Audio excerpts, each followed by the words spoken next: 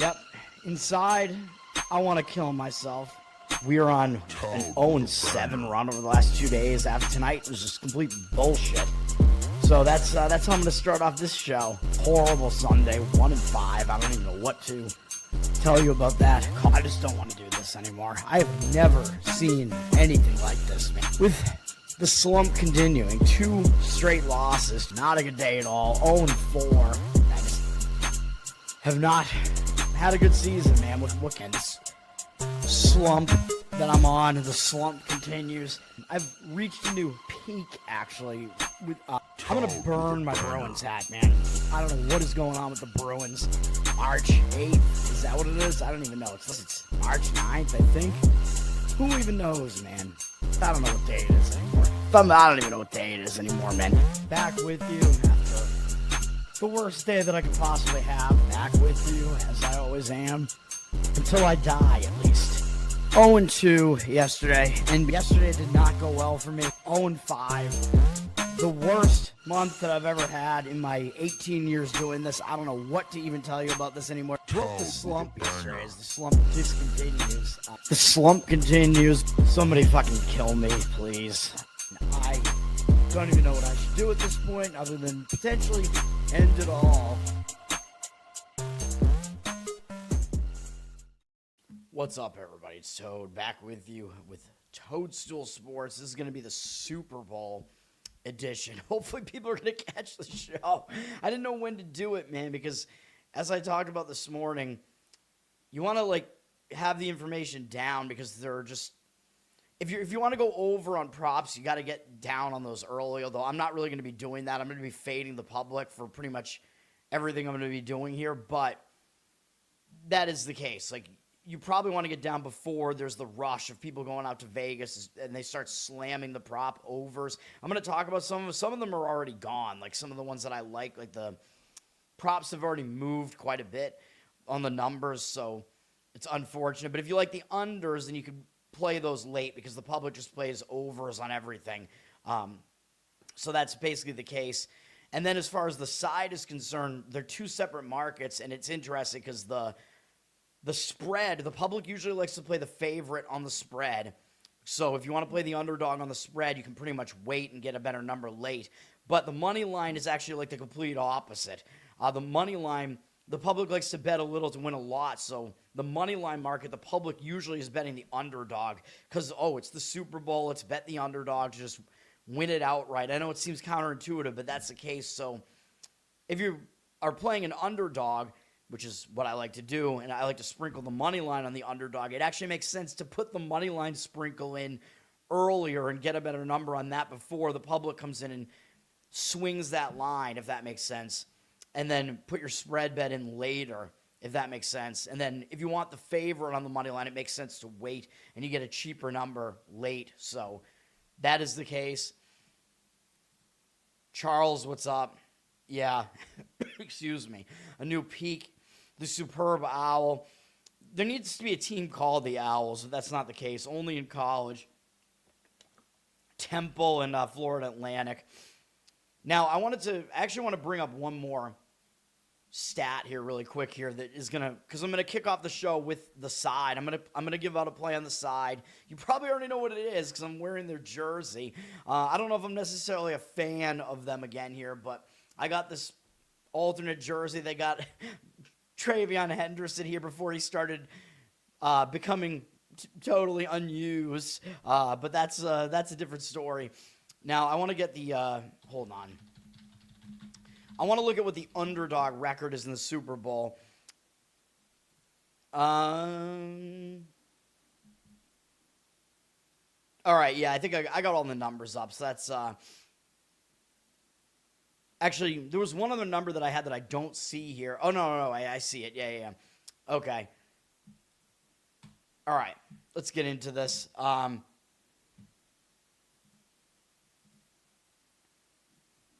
Schwing, what?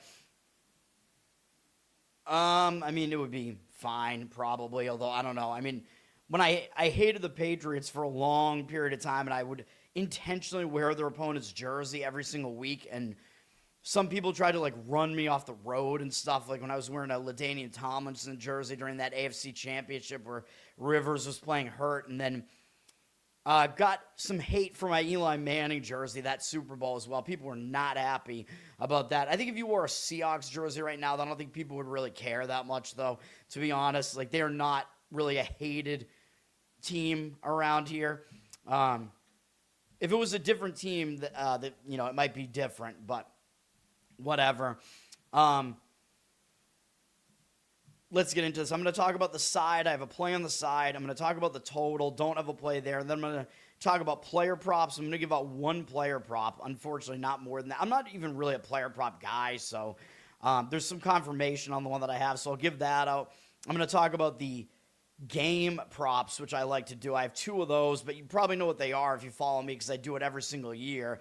And then I'll talk about some of the just wacky props at the end just for fun, which I don't recommend actually putting money on, but, if you want to have some fun, maybe we can talk about that. So that'll be what's going on here. And yeah, I mean, that's how I'm going to structure the show. Hold on a minute. I wanted to have some other things up here because I usually like to, oh yeah, there it is. Yeah. Okay, yeah, fine. I almost forgot who was doing the national anthem. Dirty Sock, what's up, man? All right, let's get into it. The first play up, we are going to talk about the side. And, like, as soon as the championship game's finished, I knew what I was going to do on the side. Like, a lot of times that'll be the case. And I feel like I have a bet on the side in the Super Bowl more often than I don't, to be honest. And I think I've done fairly well with those sides. If you remember last year, I did not actually have a play on the side. Good thing, because my opinion was wrong on the side, and I was going against a lot of the professionals with that. Luckily, I did not have a play on that. It was all props for me last year, and they went 5-0, so I was happy about that with two player props, my two props that I always play, and the tush-push prop, the length of shortest touchdown being 1 yard, all hit last year, so that was good. We're not going to do that one this year, though, because there's no tush-pushing, so No, I don't want to have fun. That's the thing. I want to just make money, man. That's the whole goal here. But, I mean, if you do want to have fun, we can talk about those props. All right, the side, you know what I'm going to do, man, because basically you want to fade what is the perception here. I know right now we see the line's basically stayed between 4 and 5 this whole time. So I think we're going to play the Patriots here plus the points. Plus 5 is probably going to be out there. No difference really between that and 4.5, so I think you're fine with 4.5 as well. And I will recommend sprinkling on the money line, of course. And like I said, if you want to play the money line on this, I would recommend about 10% of the bet. You pretty much have to do it earlier, like I said, because the public is going to come in and they're actually going to play the underdog on the money line, but not on the spread, if that makes sense. But I don't think you're going to miss out on the spread number, so I mean, I wouldn't really care if you played it now. Like, this number's not going to get to 6 or anything like that. So 4.5, 5, either one of those is fine. I think it'll pretty much just stay around that the whole time would be my prediction here. And another sneaky way, if you want some Patriot money line action, would be to play the MVP odds instead, because it's highly likely that the quarterback on the winning team will win the MVP. It's almost always the case. So you could take Drake May to win the MVP at like plus 245 or something right now, and that is kind of a sneakier way of getting more money on basically a Patriot money line, if that makes sense. There is always the risk that it's just an ugly, low-scoring game, though, and because he's a second-year player and whatever, there is the risk that it does go to somebody else, even if they win, that some defensive player might get it or something. There is that risk. But I do think if they win, it will probably be the quarterback getting it. So that's another sneaky way of playing that prop. Of course, Sam Darnold has the best odds to win the MVP for those reasons, because he's the quarterback on the favorite. His odds are probably around plus, I don't know, they might even be like plus 115, but I would not bet that. I don't think there's much value on that, on the Darnold one. Oh, Kramer. I don't know. Maybe I should bring up when Kramer was doing like the betting and stuff. I don't know. Looking at the market here, we do see the Seahawks 59% of tickets, 62% of the cash on them right now, but I am certain that they are going to be the public side on the spread. I've heard differing opinions from pros. There are some pros that like the Seahawks, some pros that like the Patriots. I'm obviously on the side of the Patriots here based on doing this for years and years and years. The arguments that I've heard about the Seahawks are basically just, well, they're the way better team. And I'm like, but that's not good enough. Like, everybody thinks that they're the way better team. I love my man Marco D'Angelo on Wager Talk, but his analysis was basically like, this game reminds me of Dan Marino when he was in the Super Bowl in his second year, and he was going up against the 49ers, and the 49ers destroyed Miami. But there's a huge difference there, because if you go back and you look at that was like 1985, I think. If you go back and you look at that, the public loved Miami because they were scoring a ton of points. And San Francisco was actually not scoring that many points. They were winning with West Coast offense, with defense. And San Francisco had a massively experienced quarterback. I'm pretty sure it was Joe Montana. They had like a massively experienced quarterback in the Super Bowl and the better defense. So, and yes, I know the Seahawks have the better defense here. I'm not going to deny that. Obviously they do. But that Super Bowl was just completely different. There was just a massive experience edge and defensive edge on the side of the 49ers. And the public, I don't think, wanted the 49ers because, again, they didn't run like a very, like their offense wasn't like a show. You know what I mean? Like, Miami's offense was putting up a ton of points. Like, if you look at what they did, I looked at their playoff run that year, and they scored like 30-plus points in every game, which was really crazy for the 80s. So I'm almost certain that the public would have been on that Miami team that year in the Super Bowl. So I don't think that's the case. I mean, we've seen that that's not the case here. Good segue into why I like the Patriots. The Patriots have been the ugliest team imaginable in the playoffs here. In fact, they have scored the fewest points in a 3-game playoff run, I think maybe ever. Like, I think they've only scored like 50-something total points in this playoff run. It's absolutely ridiculous. So who's going to want them? Nobody's going to want them. The narrative is whoever won the NFC Championship, like, basically that was the de facto Super Bowl. That was the narrative. Rams, Seahawks, whoever wins that game is the Super Bowl winner. That's it. And if it was the Rams, I might feel a little bit differently about this because the Rams have a Super Bowl winning quarterback and coach who are very experienced, but the Seahawks don't have that. The Seahawks, I mean, I know I've been trashing Sam Darnold since like last year. Fine, I'll give him some props for the Seahawks getting this far, but he's still Sam Darnold. And if they're going to need him to win a game in the clutch, I don't know if it's going to happen, man, to be honest. Like, their defense can do it, and that's what happened last week, or 2 weeks ago. The defense was able to basically stop the Rams, or maybe you could argue the Rams' play calling kind of stopped the Rams, because I think that was the wrong play call to try to get that touchdown. And then, yes, the Seahawks did chew the clock at the end, so they didn't screw that up. But, like, it wasn't on Darnold's shoulder, let's have a 2-minute drive and win this game. I don't know if he's going to have the ability to do that, to be honest. Against a Patriot defense that is actually better than people think at this point. This Patriot defense is not that bad. I know they had bad red zone numbers and stuff, but this Patriots defense is actually fairly good. It's not as good as the Seahawks, obviously. The Seahawks have the number 1 defense in the NFL by a lot of metrics, but the Patriots defense is not that far behind. So if we're getting defense on defense here, I think that makes sense as well to be looking towards getting points, because there might be fewer points here. Hint, hint, when I talk about this total in a minute.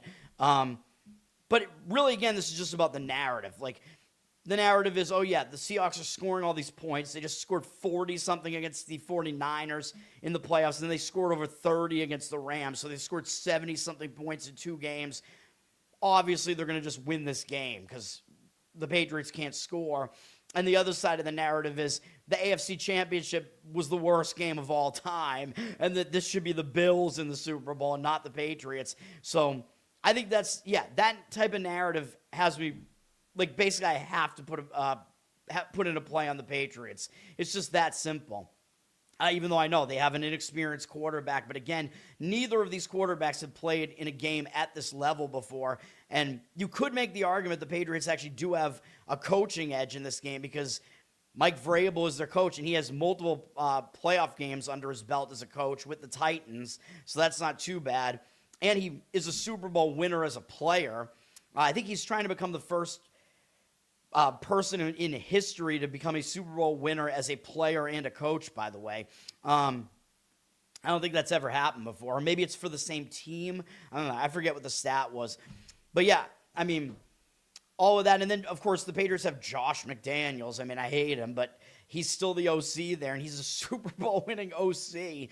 So I think there is a coaching edge on the side of the Patriots. And it just, dude, from watching the Patriots for so long, I don't know what it is, but it just seems like their opponents just always make dumb mistakes constantly. And that's what we've seen again with this Patriot run in the playoffs. And I know it hasn't been very impressive. I know. Like, they got to face 2 dome teams in the outdoors in New England.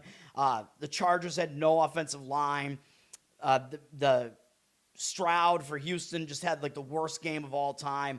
I get it. The Patriots had a pretty easy path here. And then they got to face Denver without their starting quarterback. I know, but that's going to be the narrative. The Patriots had this really easy path. I've even been saying it like all season. Yeah, the Patriots have played the weakest schedule in history. I get it. That's all true. But this is just one game now at this point, man. I think the perception is skewed. I think it's because of that, this line has been skewed a little bit too high. I think you're looking at 2 very capable defenses here. Patriots plus the points are going to be the play for me. So we will have a play on the side there. As far as the total, I don't have a side on the total. Or I don't have a side. I don't have a play on the total, but the total has dropped from 48 to 45.5. Obviously, this game is in San Francisco, which, by the way, yes, the Seahawks do have a little bit of an edge because they're familiar with the venue. San Francisco is in their division, but I just don't think that that's that big of an edge, really. Even though I know they've played there before, they're on the West Coast, but these teams get 2 weeks to adjust to everything. You know, it's not that big of a deal, so I don't really care about that. And as far as the fan base, I mean, honestly, I think it'll be close to 50-50 as far as what the crowd looks like out there. I know it's closer for Seahawks fans, but there are a lot of Patriot fans out there, unfortunately, so just because they keep winning. So that's just the way that it is. So I don't think that's really going to be an issue for that. But anyway, the total has dropped from 48 to 45.5. There's no weather issue here because they're playing in California. So it looks like it's going to be in the 60s out. And I mean, it's the Super Bowl. Like, they pretty much intentionally just play in good weather, except I think there was one that was actually in cold weather not too long ago, which is bizarre. That I think was in the Meadowlands, if I'm not mistaken. They should do that again, man. But whatever, the weather's not going to be a concern here. The money is all coming in on the under, man. So I think if you want the under, you actually missed out on the best numbers. Like, I would say you probably had to play it at 47 and a half at that key number. Maybe I should do this show like right away because so many of the numbers move so quickly. It's very unfortunate. I wasn't going to play the total anyway. I have in the past, but I wasn't going to do it anyway. But if you wanted it, I think you had to probably get it at 47 and a half. But I wouldn't really want to play it over. 60% of tickets on the over, 77% of the cash on the under. Money is coming in on the under. Now, what you can do is just wait because the public is going to get involved over the weekend, right? So I would wait until Sunday, and then you might actually, maybe it'll get back to 47 if you really want to play the under. To me, I think it's maybe a little bit risky to play an under. That's going to lead into my game. I'll do the game props next because that's going to lead into the game props in a second. Like, I find other ways to basically play unders, but public usually is going to play over, so usually the line has to be skewed a little bit. The public always roots for scoring. They want offense, whatever. I like to fade that sentiment, so that is what I usually do, but not for the full game. And people, of course, probably remember last year the game was quite high scoring, so that is probably going to be in people's minds as well. Now, as far as how this game, like the X's and O's play out, both defenses are really good against the run, so I think that this might force both offenses to become one-dimensional. It's going to put both offenses in the hands of inexperienced quarterbacks. I know Darnold's been in the league for a while, but, quarterbacks that at least don't have experience on a stage like this. So if you're asking the quarterbacks to have to do everything and the defenses know that that's what the offenses are going to do, that seems like it's going to lend itself to an under as well if these offenses become one-dimensional. So, and yeah, I mean, that's just the case that I would maybe even make the argument that both these teams are better on defense than off. I don't know. Maybe not the Patriots, but their defense is actually better than I thought it was, like, not too long ago, looking at the numbers. So, but both defenses are very good against the run. Okay. And that's going to lend itself into the way that I like to actually go with unders here. There are a few different options that you can do. One option that I know a lot of professionals like to do is to play the second half to be the higher scoring half, because the idea is Super Bowls usually start out really slow because the teams are a lot of times not familiar with each other. They feel each other out. They don't get that aggressive early because they don't want to make mistakes. And that was even the case with the Patriots under like Bill Belichick. They were like notorious for having slow Super Bowl starts. So I don't know if it's going to be the same with Vrabel, but I think it's just a general thing that happens in the Super Bowl. So I know a lot of guys like to play second half to be the highest scoring half, and some books will have it exclude overtime. So you need the second half alone without overtime to outscore the first half. Sometimes it includes overtime, and overtime's unlikely, but I know it did happen 2 years ago. There was the overtime. Of course, segue, that's another thing that like the public likes to play these huge money line props on the yes. Like they love to play yes, there will be an overtime, and they get like 80-1 on it. But the thing is, even that's not good enough odds. Like you should actually play. 80-1 is 8-1. 8-1. I'm out of my mind right now. I think 8-1 is usually what they get on it, but that's not nearly enough, man. Because the overtime, I think it's only happened like a couple times in Super Bowl history. So the odds should be a lot crazier than that. So I know there are professionals that actually will lay like minus 1,000 on the no overtime because it's almost a sure thing, and you actually should probably be laying about. Really, you should be laying about double that on the no overtime because the public gets involved. They just like to play, yes, there will be an overtime. There are a lot of props like that. Like they'll play, yes, there will be a safety, which is more likely than overtime, but still they love to get that number. Like what do they? They probably get about 4-1 or something on that, but safeties don't happen often in the Super Bowl either, so that should be a higher price as well. So I recommend not playing those props or laying the lumber on the higher, like the money line favorite on those. I mean, even though you're laying a lot to win a little, that's why the public doesn't want to do that. They want to pay a little to win a lot, but that's what the books know that, and they don't give you good enough odds, just like they do with parlays. And then, recent times you could play like the scoregami, which you could probably get like 15-1, 20-1, which means it'll be a unique score that hasn't happened before in the Super Bowl. So, yeah, I mean, I don't love any of or the octopus. That's another one that people love, which is when the same player gets a touchdown and gets a 2-point conversion on that same touchdown. And that one's probably like, I don't know. I would guess that one's probably about 80-1, but I don't know. And even that's probably not enough. It's extremely unlikely. So, those are the types of props that I like to avoid. It's like playing the lottery, basically, but you're pretty much not going to win any of those. Anyway, back to what I was about to say. You want to look towards the game to be lower scoring early. On the second half to be the higher scoring half, I think you would probably get about minus 130 on that, usually minus 125. You can get a pretty decent number on that, and usually it does happen because, again, teams start slower earlier on, and second half, sometimes you'll see just kind of a barrage of scoring at the end. Might not happen in this game, though, because the defenses are quite good. So I don't know. This might be one of the uglier, like lower scoring Super Bowls that we get, but we'll see about that. Now, I'm going to play it in a different way. I like to look at, like, focus on the early part of the game to not have a lot of scoring. So a lot of times I will like to play under in the first quarter, and I like to try to find a 10 for that because 10 is a very key number. But, of course, in a game like this, you're not going to find a 10 for the first quarter total. Like, the second quarter and fourth quarter will both be like 12, probably somewhere in that range, because second and fourth quarters, those always are higher. Like, they always have higher scoring totals because a team might be like on the verge of scoring headed into the next quarter. You know what I mean? Whereas at the beginning of the game and at the beginning of the third quarter, teams have to actually drive the length of the football field usually. But what I do is, what I do, and I haven't found it this year, but I'm going to do it in a different way a little bit. But usually what I like to do is no score in the first 6.5 minutes. I play that almost every year, and the public does not like to play that because, I don't know, it kind of messes with their mind. They think, wait a minute, like 6.5 minutes, like that, it seems like there will be scoring at some point within that window. But I'm going to tell you right now, 8 of the last 9 Super Bowls, that prop has hit.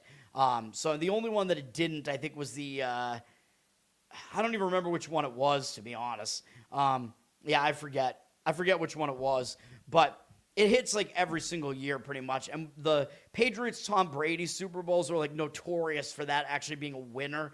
For whatever reason, if they had the ball, they would start slow. They would have that slow drive. But I think that's going to happen regardless of who starts with the football here. Again, I think with inexperienced quarterbacks, the coaches are not going to want to put the load on them. They're not going to do anything crazy. They're not going to take huge risks. So I think you're going to see some slow starts to this game. So we have to avoid like crazy crap, like turnovers and stuff like that. And yeah, I know I'm not expecting the offense to be able to run the ball that well, but that's going to be the prop that I recommend for this one, which is, well, actually, I couldn't find the 6.5 minutes, man, because the books are on that. Like, you can usually get like -110, no score in the first 6.5 minutes. The best I could find was no score in the first 6 minutes at -140. But I still think that's a very cheap price for how often this happens. This was at one of the big books. I think it was DK. I don't know if we're allowed to say that, but I'm pretty sure it's out there. So you can find it maybe at a couple of the other. I looked at the other books, though. Some of the books don't have these first score in X minutes props. The books are kind of cracking down on it because they know that 6.5 minute one was like a sharp play like all the time. But I still think this is worth it. No score in the first 6 minutes, -140. Again, the Super Bowl, I'm going to lay some money lines like in ranges like this. So I think that is definitely worth it. So that's the first play. I know, again, it's boring. I get it, but it wins like most of the time. Bad Bunny. I don't even know if I want to talk about Bad Bunny. I mean, we can talk about some of the ridiculous props there. 80-1. Yeah, that's not what it is. I think for the overtime, I think it's like 8-1 usually or something like that. I don't know because I never would play those props, so I don't know. The scoregasm, yeah. All right. And then, yeah, as far as other game props, there is one other one that I call like the complete mindfuck prop because the public never likes to do this, and it is better in higher scoring games. But this one, I believe it hits at like over a 75% rate in Super Bowl. So as long as you get a price that's like, I would say better than about, like I usually will go like even up to -180 on this thing, even though some professionals say that there's no value in it anymore. But we don't have to worry about this year because we can find it at -155 at multiple different books. The StreamYard wasn't letting me bring it up, but it's either team scores 3 consecutive times in the game. Usually, a lot of Super Bowls, you're laying about -170 on this thing. I think in like Super Bowls where it's expected to be higher scoring or whatever. This one, again, both of those ones that I just talked about, this one and the 6-minute one, I think you might be able to wait on this. Oh, whoops. That was a 10-second timer on that one, I think. What is happening? StreamYard's just not even letting me change anything, man. I don't know. StreamYard's being moronic. I also, my vision is like off right now, man. I'm trying to still do this. I don't know. I might have to, I don't know what's going on with my vision right now. Stroke, seizure brain or something. I don't know. I don't know. It might be like floaters or something. This might not be good. I might have to take a break. I don't know. But yes, either team to score 3 consecutive times. You know me. I do this every single Super Bowl.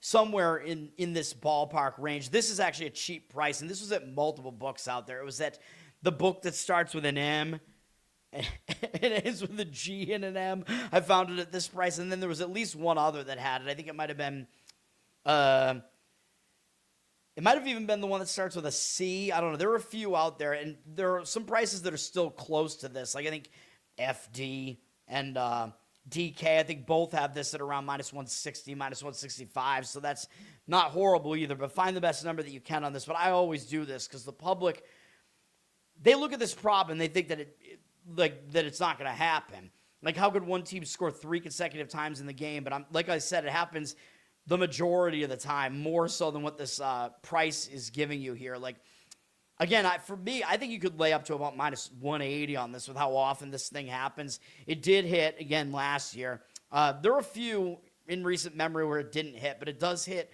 more often than it doesn't by a significant clip. So we're doing it.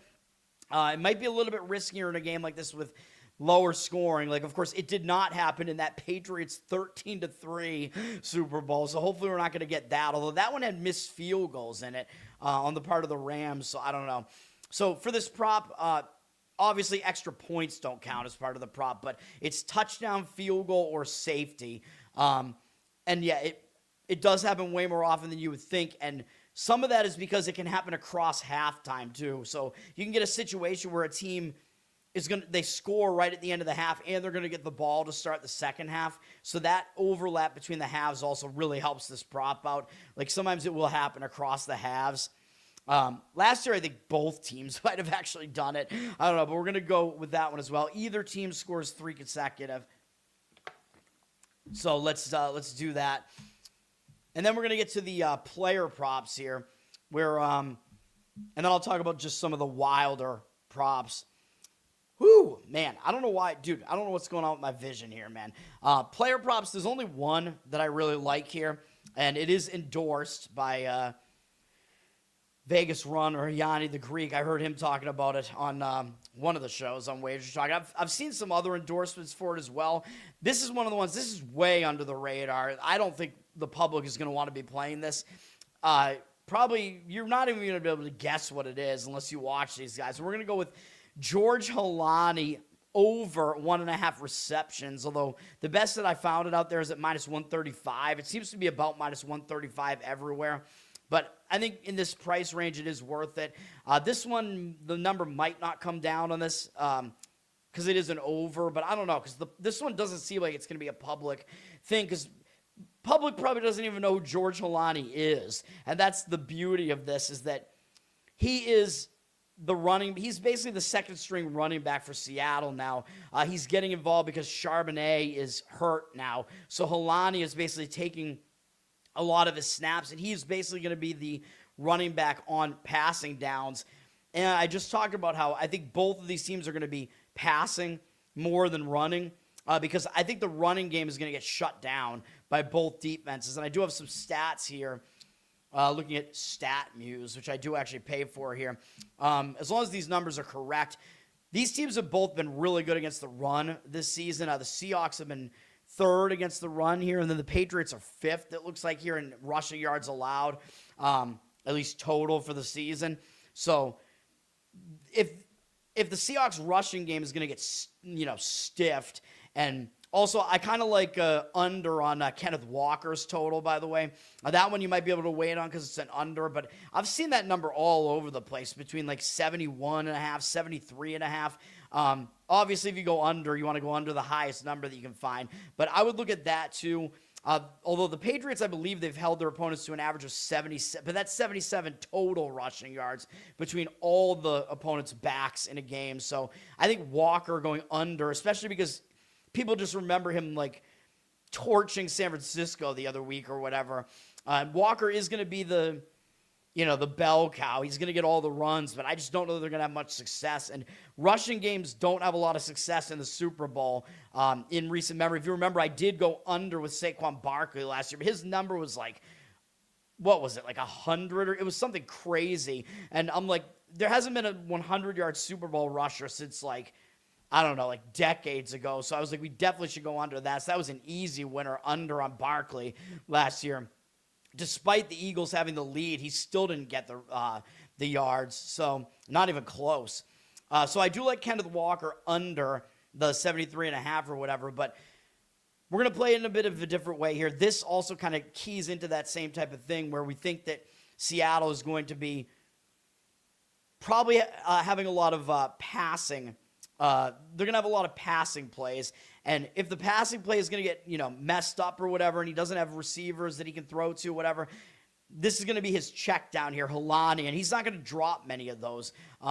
He's known for having good hands, but also these short passes to backs, they don't drop too many of them because they're just easy pitch and catch, and we don't need him to get yards on these. We just need him to make the catch. So I think it's going to happen. And if you look at how Charbonnet was being used, he had 2 or more receptions in 4 of his last 5 games before he went down, not including the San Francisco playoff game where I think he got injured. And then Holani did it against the Rams last week. He had 2, I think, he had 3, I believe, against the Rams last week. So basically, if you don't include that 49er game where neither running back really got a full Yeah, neither running back got to play the full game or whatever. So if you don't include that San Francisco playoff game, 5 of the last 6 games, the receiving back, if you will, on Seattle has hit this and had 2 or more. So I like that. And this is the type of defense that you do want to do this with, because the Patriots actually have allowed I believe the 4th or 5th most running back receptions. This is what we're looking at here, running back stats here. I know the Seahawks have actually allowed the most, I know, but the number that you're getting on Ramondre Stevenson is way higher.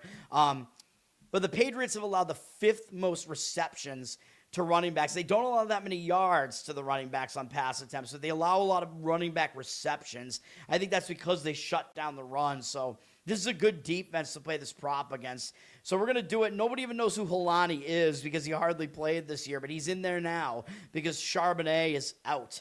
So that's what we're doing. Holani to get over 1.5 receptions. Let's get it done, man. Get us 2 receptions. They could be for 0 yards for all I care, but just get the 2 catches.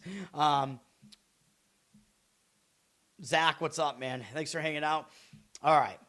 And then other player props that I did look into. I did potentially, I was looking at, the Seahawks allow so many running back receptions as well because they stuff the run as well. So I was thinking maybe we want to look at Stevenson to go over his receptions, but he's sitting at 3.5. So that kind of worries me a little bit. In his recent games, he's been like kind of 50-50 as far as getting that number. So that worries me a little bit more. Although I wouldn't disagree. I think maybe the better way to look at Stevenson would be to go over his reception yardage, actually, because the Seahawks have actually allowed a lot of running back receiving yards, as we see here. They've allowed the 6th most running back receiving yards. The Patriots actually haven't allowed as many, 16th. So that's a way that you could look at it too, but it seems like there is sharp money on that one. Ramondre Stevenson to go over his receiving yards because that number's already gone up. I think it's gone up from like 41 to 44 or something. I would have to look at what the number is again, but is that right? Is it in the 40s? Hold on, let me see. Let me look at what the number is real quick. But it has gone up, so that's the problem with Stevenson on that prop here. Let me find the number real quick here. I'm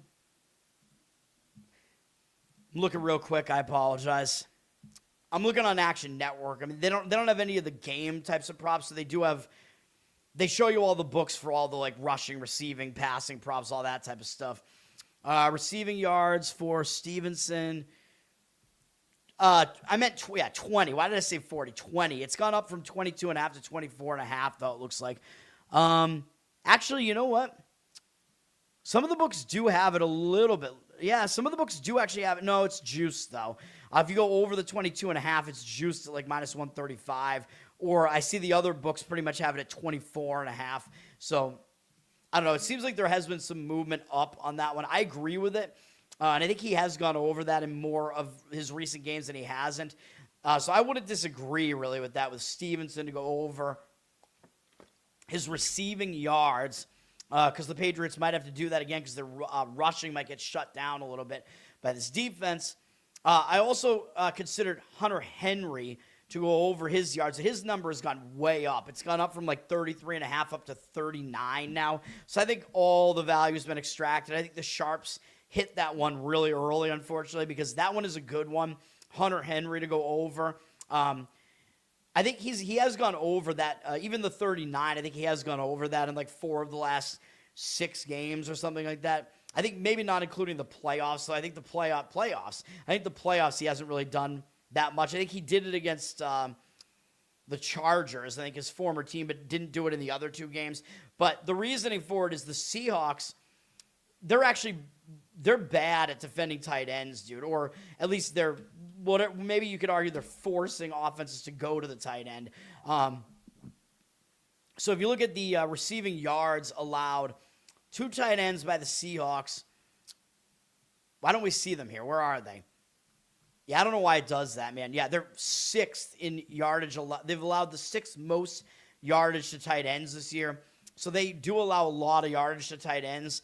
And they play a zone defense, and Hunter Henry is like the 4th most effective tight end versus the zone. So, and may have to go to him quite a bit. So I don't disagree with Hunter Henry over his yardage total. But the problem is, again, it's gone way up already to 38.5, 39 instead of 33.5, which would have been a lot better. And the public is not going to be playing the under on that. So, but I do agree he should have a decent game.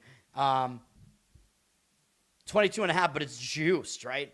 If it's 22.5 minus 110, I mean, I don't know, maybe take the shot on the over. I mean, on that one. At minus 135 on the over, I don't really like that as much because, like, how much is one receiving yard worth? I don't know. I'm not sure. It's hard to gauge that. But those are my props, man, and those are the other thoughts that I had. So I lean, Hunter Henry over his receiving yards. I lean Stevenson over receiving yards and over receptions, but Holani is the one that I think is way under the radar and not really moving. Yeah, minus 135, I don't like that. Like, I would probably just, I don't know. I would probably just go over the bigger number, but I don't know. I don't think I want to do it. But this is a defense where running backs do get receptions and they get receiving yards against this defense. So I don't know. That's what I was thinking. I also don't mind, I don't know what the number is on it, but I also don't mind Sam Darnold to throw an interception because it seems like pretty much every quarterback is throwing an interception against the Patriots. I don't think Stidham did. I know he had that fumble that may have not been a fumble, but Darnold to throw a pick, I don't know, especially the way that he plays in huge games like this. Seems like maybe an okay prop as well. I'm assuming it would be a slight favorite, but probably not a huge favorite. You might be able to find it like minus 130 or something. I don't know. So I don't mind that either. All right.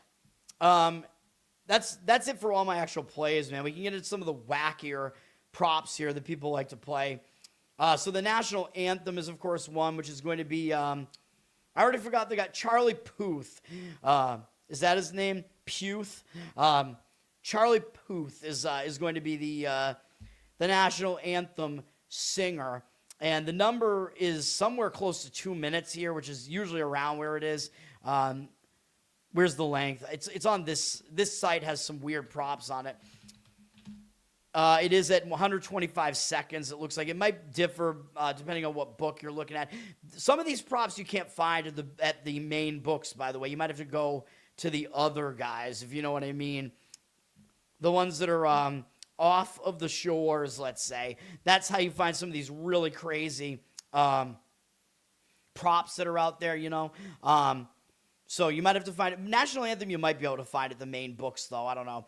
But it's set, if it's at 125 seconds, that's 2 minutes and 5 seconds, right? So I have seen some professionals say that they like the over for this, and I don't know about that because first of all, you don't know what he's going to do at all. So I don't want to have money on this, but Puth is a pianist, and I know that he's done the national anthem before just playing piano. And, people take liberties with this now. I know Batiste, I kept calling him Baptiste. Batiste last year, he went over, and I know there was a lot of controversy because I think he extended the last I think he stopped and then kept going on the Brave at the end, and people flipped out.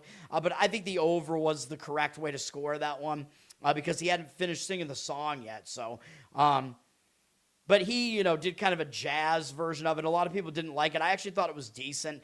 But guys are taking more liberties with it now. So there's the chance that Puth does an instrumental version of it. And there was the chance that Batiste was going to do that last year too. So I think the books actually might have two different numbers up there. So they might have a different number if it's an instrumental, because I know Puth, there are some videos out there of him doing an instrumental version of it, and he does it in like just over a minute. So so it's going to be way shorter, I think, if he does piano only. But the books would probably negate like the bet if you bet on like the singing version of it. For the singing version of it, I've heard some opinions on the over on it, but I just don't know enough about it or why that would be the case. I don't know. If people are going back and watching him sing it, and if he does go over that, I don't know. But maybe it makes sense because maybe he'll take some liberties with the song and do some different things. Although if he starts out piano only, that doesn't count for the prop bet. The prop bet only starts when he starts singing the lyrics. So I don't know.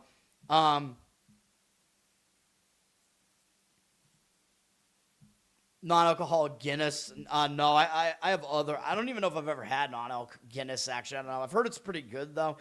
Maybe I should find some, try it. I have a bunch of other non-alc options there. Never heard of him. I've, like, barely heard of him. I don't really know who he is. He's in the RIP for Paul Walker. Fast and Furious. I don't know. Erica Kirk showing up. I don't see any odds on that. So, like, the weirdest props that I've seen, there's one on Mac Hollins showing up barefoot, which is at minus 550 or something. He's the Patriots wide receiver, because I guess he did that. He showed up barefoot at some, I think it was a game against the Bills, or it was snowing or something. I don't know. And I guess that's just his thing now. So I guess it's a heavy favorite that he will do that, especially in California. So I don't know. There's probably not a whole lot of value on that one. I don't know. There were some other weird ones here. You know, you can bet on which San Francisco landmark will be shown first. Golden Gate Bridge versus Alcatraz. It's obviously going to be the bridge. Why would you even want to bet that? I mean, well, I guess if it's obvious, you should bet it, I guess. It's at minus 500. I don't know. I don't know. There's this one on which song will be sung by the crowd. What does that even mean? Like, that's basically which song gets played in the stadium first between Take Me Home, Country Roads, and Sweet Caroline. Come on, man. Is that just because it's the Patriots and that's a Red Sox thing? I fucking hate Sweet Caroline, man. Hate it. Hate when the crowd does it. Hate all of that. Of course, you can bet on the coin flip, but of course, if the books charge you even minus 101 on the coin flip, they're going to make money on it. So I don't recommend betting the coin toss because it's literally 50-50. So unless the books somehow give you 50-50 odds on it and you want to, you know, at least gamble at like even money on it, you could do that. But the books obviously pretty much are going to charge you unless you get some sort of discount by being a good customer or whatever. I'm going to talk about the Gatorade last, probably, like I did last year. The Gatorade is kind of interesting. You can bet on a bunch of stuff for the halftime show. You already know my feeling on MVP. I think there might be some value on May as MVP because I think he probably gets it if the Patriots win. You can bet on a lot of stuff related to the halftime show. You can bet on, like, Bad Bunny's headwear, which I was thinking about that, like, no hat is like plus 200 stuff. And I remember back in the day, I actually did bet no hat on one of the off the shore guys with Bruno Mars. And the books had to take that one down because he showed up on like a late night show with a pompadour. So everybody was like, oh yeah, he's not wearing a hat, which wound up being a winner. And the books realized they had screwed up with that. Once they saw that, they had to pull the bet down. But of course, if you already bet it, they had to pay it out. So there is a similar one here. Bad Bunny to not wear a hat is at like plus 200 something. I thought he had like kind of like an afro or like curly hair thing going on. So I don't know. Is he going to wear a hat? I don't know. I don't know enough about him. I don't know what he's going to be doing. It's definitely going to be gay though, whatever he's doing.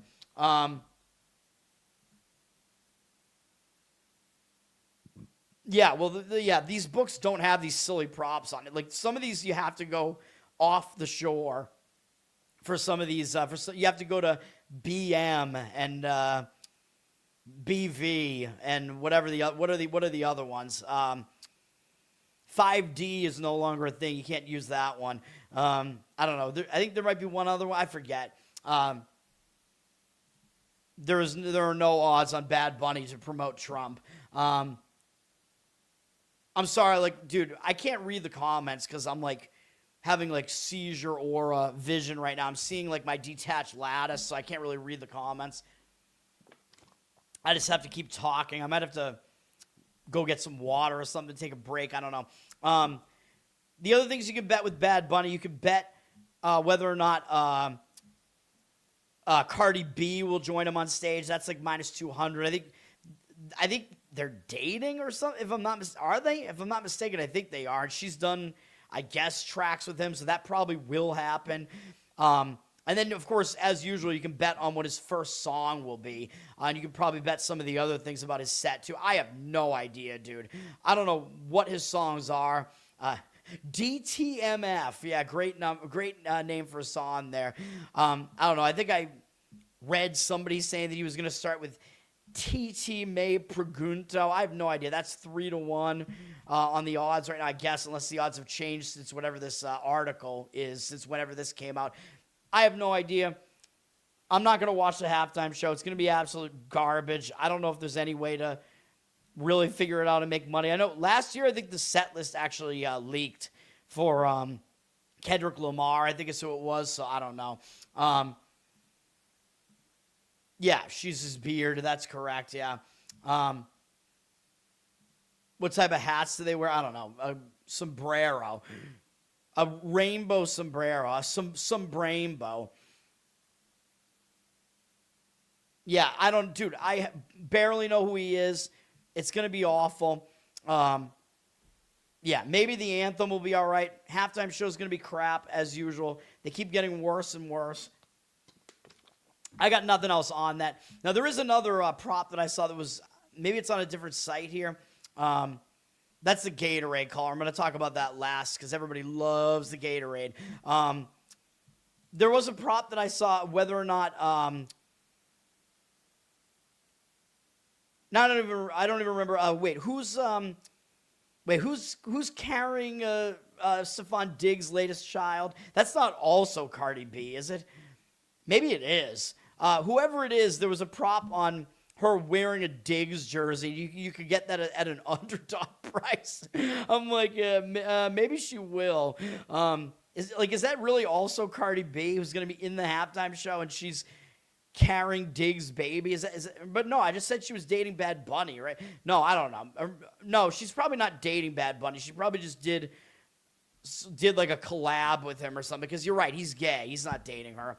I think she's dating Stephon Diggs. I think that's why the prop is out there. I don't know, man. Yeah, I don't know. So whatever. But yeah, there are some of those halftime show props if you want to get those. You can bet on whether or not there will be a streaker again at like minus 500 or something. Even though I think what is it, last year or 2 years ago, there was a streaker, and it turned out that the dude who did it bet on, yes, there will be a streaker, did it himself, and then the fines that he had to pay for, like, legal fines to get out of jail and whatever, or the bail or whatever, were way less than what he won on the bet. Very, very smart. So, and, dude, this is San Francisco, so somebody probably will do that, and you could probably get plus 300 on will there be a streaker on the yes. So, that was smart of that guy to do it. So I don't know. Like, how can they stop you from doing that, right? If the book is allowing you to bet it, you can bet it, and then, yeah, like, you're going to get arrested, right? But it's not, like, they can't hold you for that long for doing that. You know what I mean? So that was smart of that guy to do it. I don't know what else to say about it. So you can bet on that. Yeah. No, I'm not. I've been shirtless at Fenway before because they didn't allow me to wear a Yankees suck shirt in at one point. I'm like, are you Fenway Park or are you not Fenway Park? Like, what are you doing? And then I don't have another shirt. I was just wearing a T-shirt. It was during the summer. All right, I'll not wear a shirt then. Is this what you want? I don't know, man. And then, then I guess there was this one where you could bet on the Seahawks to attempt a pass from the opponent's 1 yard line. And yes, is it plus 350? I don't know, because you know me.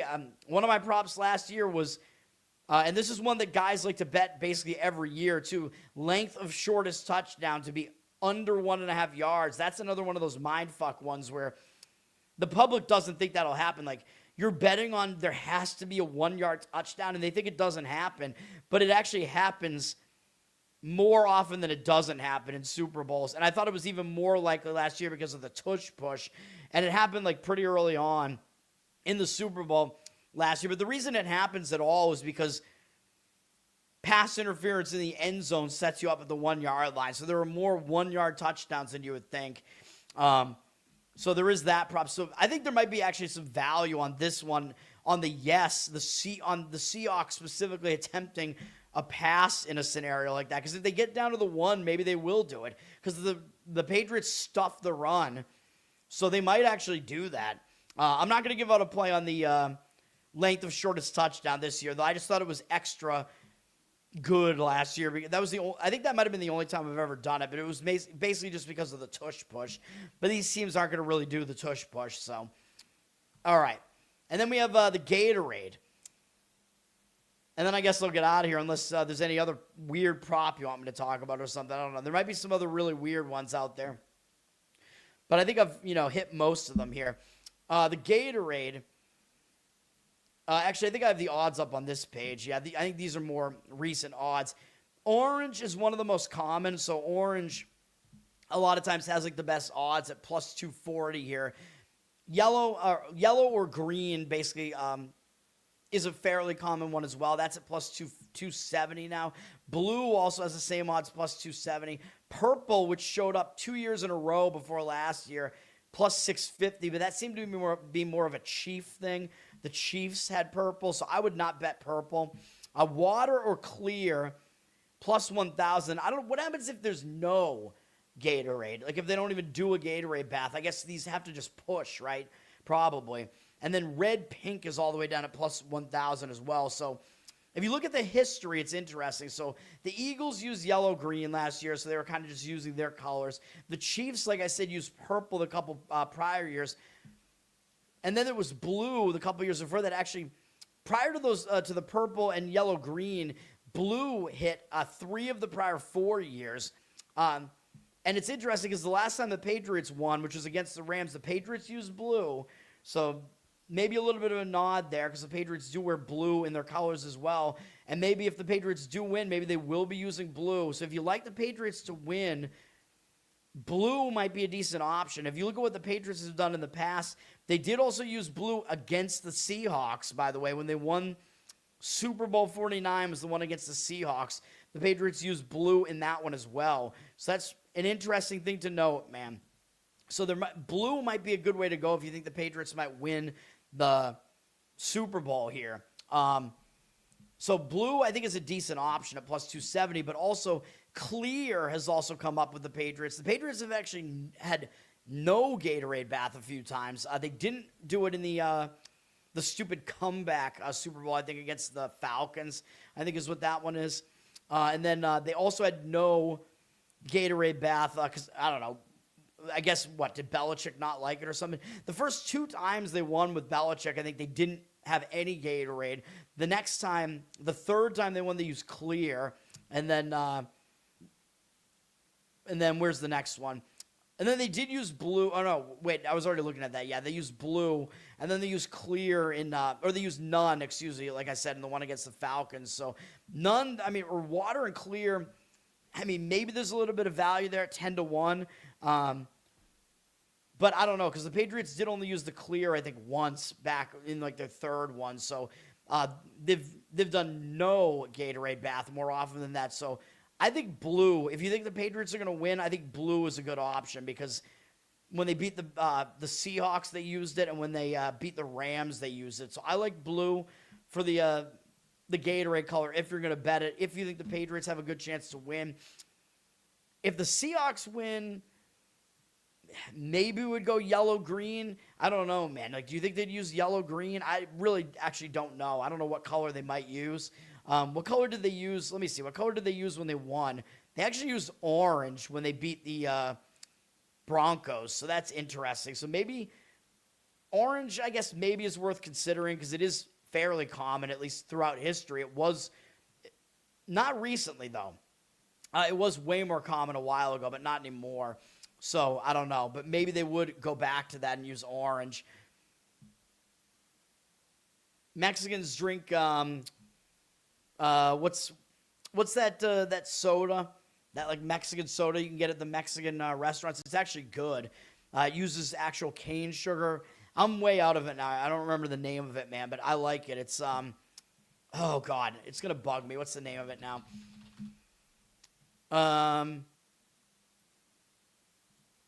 Yeah, Jarritos. Yeah, Jarritos, however you pronounce it. Yeah.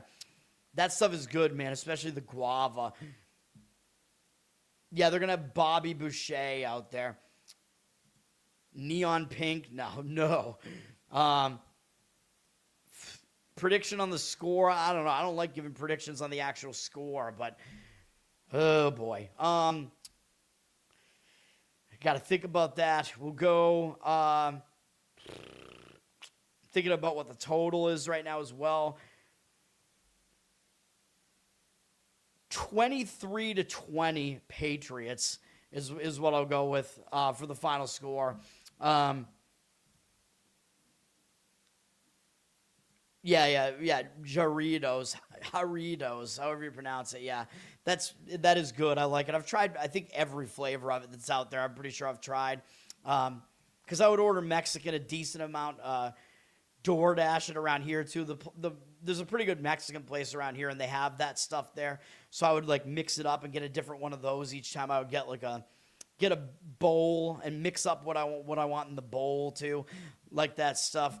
All right. I guess that's going to do it, man. Although one other thing I was going to point out that I absolutely forgot to point out was the underdog. Underdogs are doing well in the Super Bowl, man, which is the other reason why I like the Patriots here. I'm going to look right now. I'm going to figure out the record real quick here. I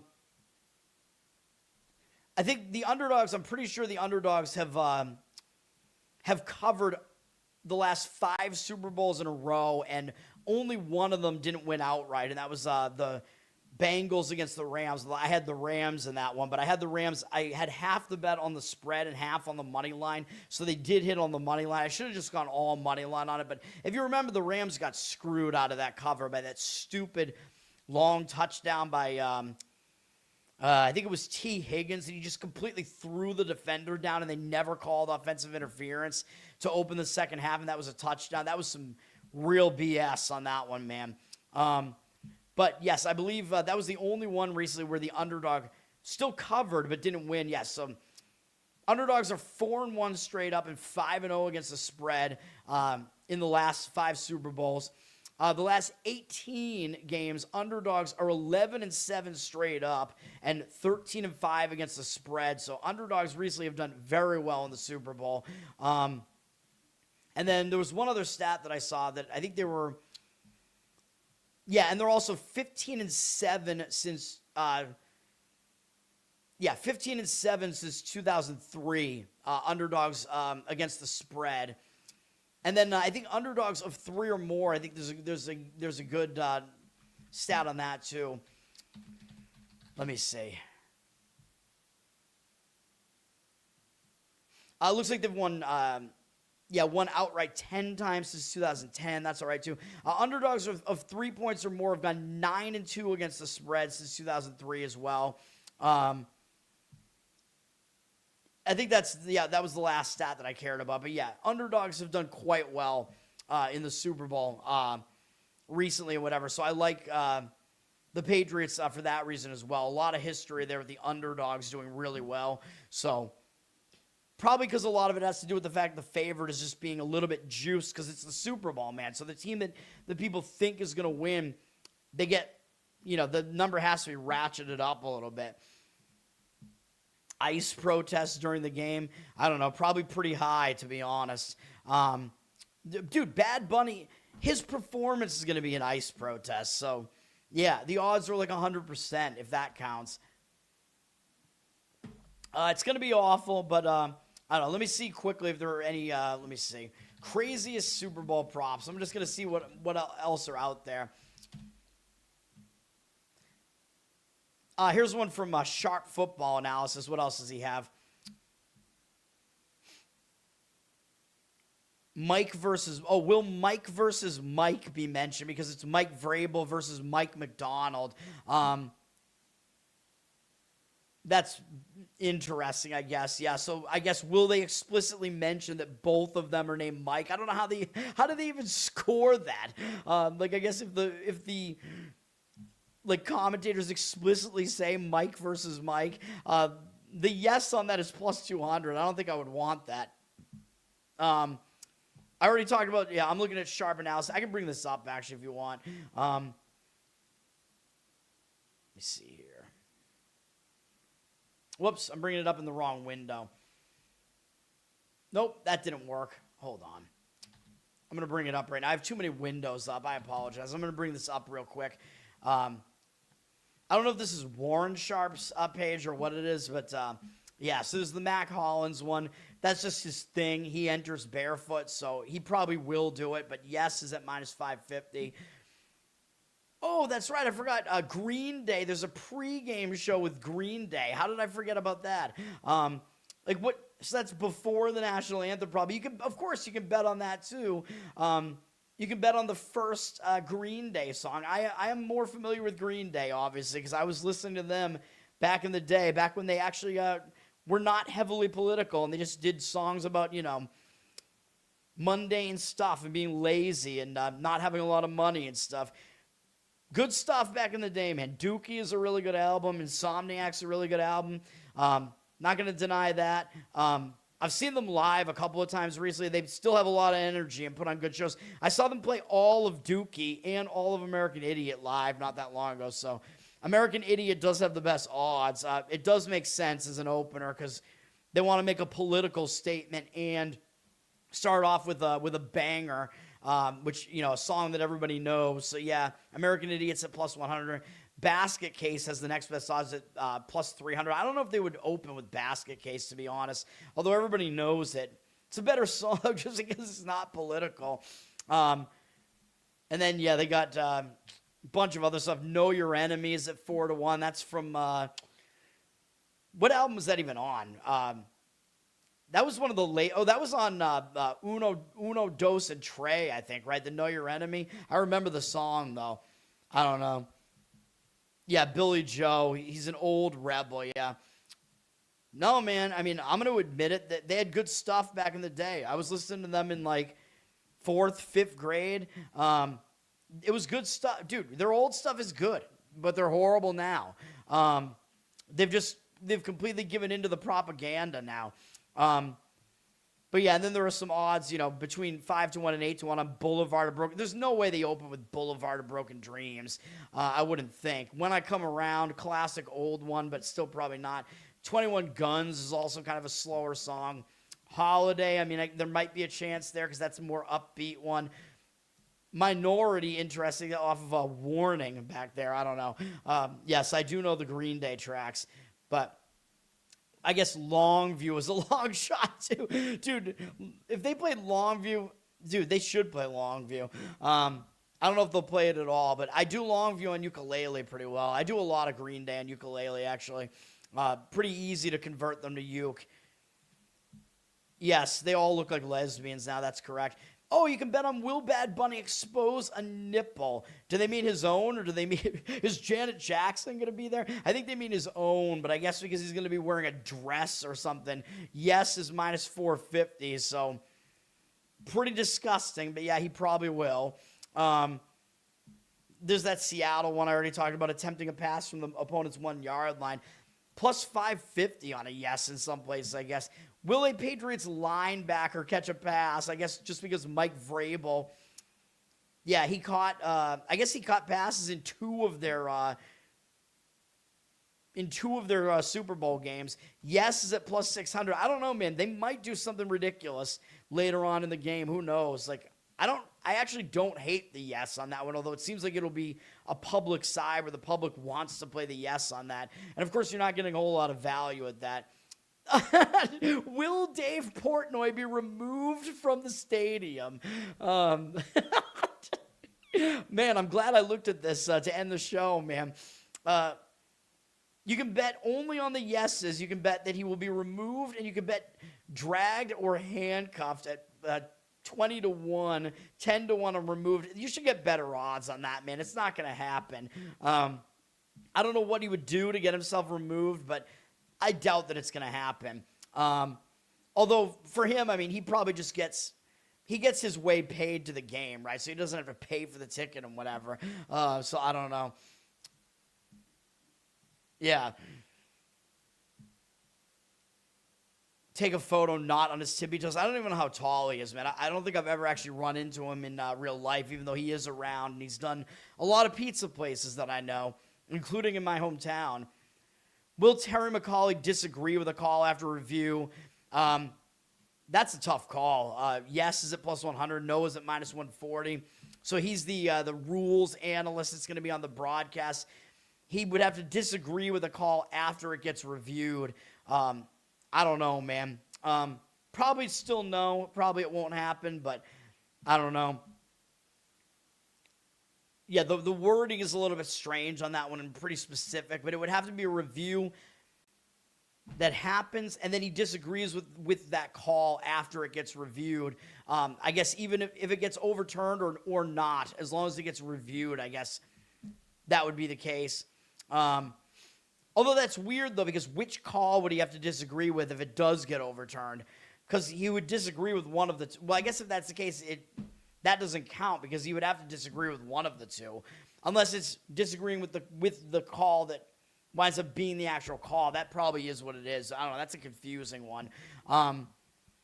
All right, and then we did have the Gatorade color one that I already talked about. Looks like some money actually maybe did come in on blue. But like I said, man, blue is the smart approach. Will Stephon Diggs, yeah, it is Cardi B that I was talking. Dude, I don't know the celebrities, man. Will he propose to Cardi B? Plus 1,000 if you want to yes. I'm going to guess no, that's not going to happen. Will he ever? I don't know, man. I think he just knocks bitches up and then runs, man. That's all. That's what he does. He should be in jail right now for assault or whatever, and yet he's playing in the Super Bowl. I had an underrated tweet. I say it's underrated, even though it's my own tweet. I had a tweet that was, oh my God, how did I word it now? Oh yeah, I said Stephon Diggs is going to be in the Super Bowl when he should be in a Super Max. Yeah. No, he's not going to propose. He's not that type. Has he ever been married? I don't think so. He has kids with like several different women, but I don't know if he's ever been married. Probably not. Of course, you can go back and watch the clip of his Minnesota Vikings teammates all answering the question like, who's the one player on the team that you would not want to date your sister? And they all said Diggs. Like unprompted, which is ridiculous. So you can go find that clip out there too. That's going to do it, man. My Super Bowl plays one more time are the Patriots plus the points. Probably get 5 on that. The one player prop I have is Holani, over 1.5 receptions. It's at about minus 135 out there. And then my props that I always play. I know it's boring, but I just want to get some money here, man. Either team to score 3 consecutive times at minus 155. And I know we're paying juice on these, so we need to win the majority of these. And no score in the first 6 minutes at minus 140, but only because I couldn't find the 6.5. I'll keep looking. If you find the 6.5, it's somewhere closer to minus 110. I think that's preferable because the 30 more seconds. Dude, I do that every Super Bowl. I'm just sitting there waiting. I'm like, yeah, like let's just hit 8:30 on the clock, man. That's all we want. Hit 8:30. I know it's a boring way, but I'm like, no score. I'm just waiting until it hits 8:30 left in the first quarter for it to hit, and that's I think it's 8:30 is what you need it to get to.